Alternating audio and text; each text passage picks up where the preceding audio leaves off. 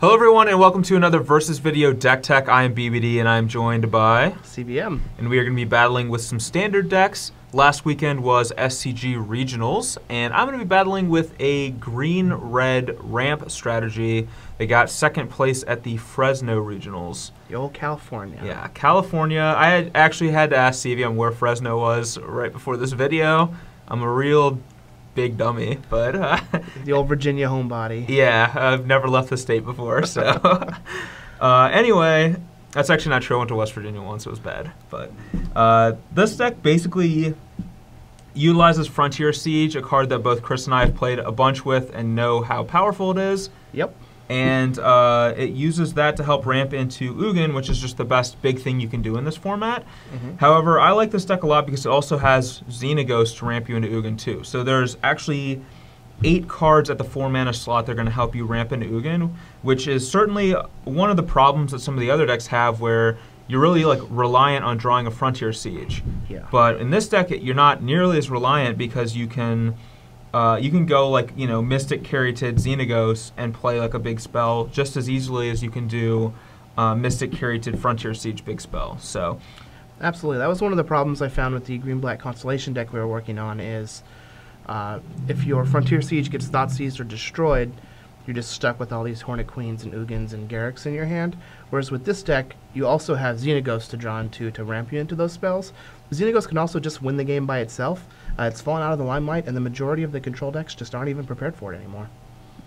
Yeah, and to couple with all this, Mana Dork, Siege Xenaghost, Ugin game plan, we have a bunch of mid-rangey stuff to help us as well.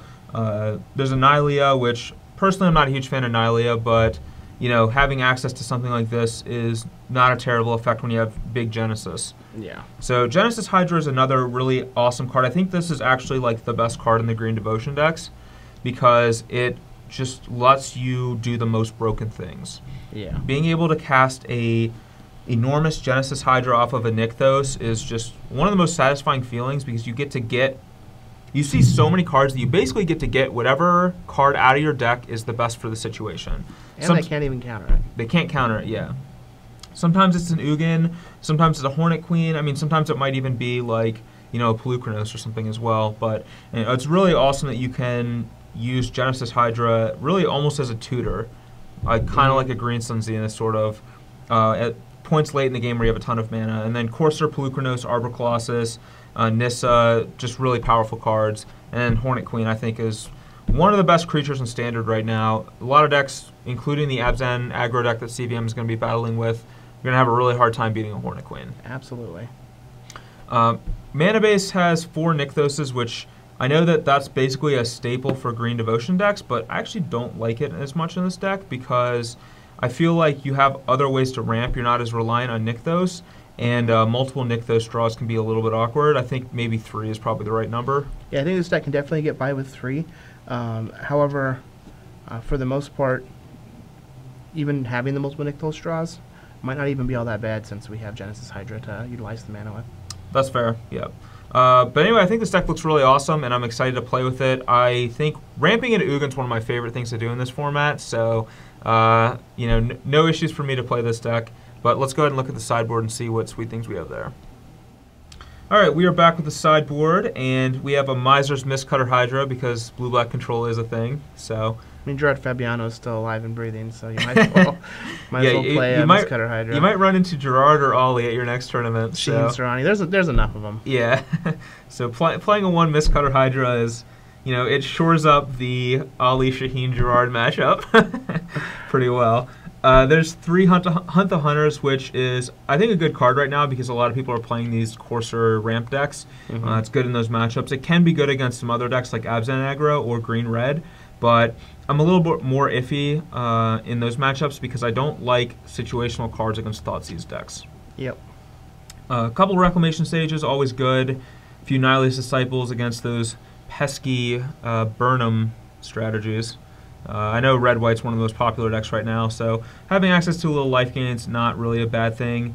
Circle of Flame's a really interesting one. I know I personally registered 4 of this card at the Pro Tour, Khans of Tarkir Pro Tour, but it has not really seen the light of day since then.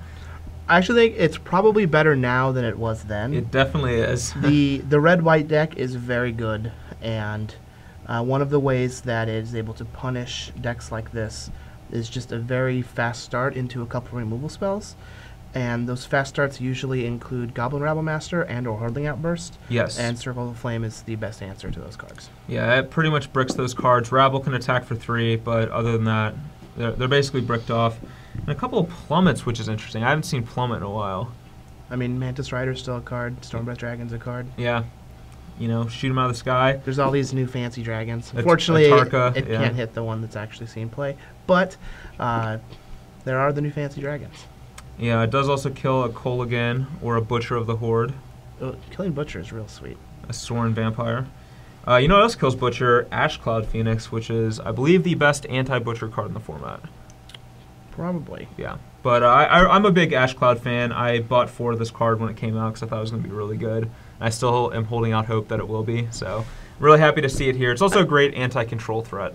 Yeah, I think it will. And it's also one of those cards, and from playing it a lot in the red-white deck, it's actually very good against the Siege Rhino decks.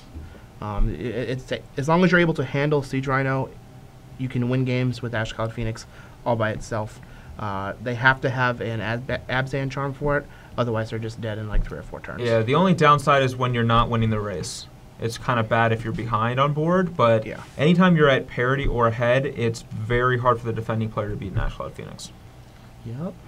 But anyway, that is the green-red ramp deck. Hopefully you'll stay tuned and watch CVM's deck tech, and he's playing Joe Bernal's Abzan aggro deck that won a regionals. It did. Chicagoland, right in the middle. So we're gonna see first place versus second place in this video.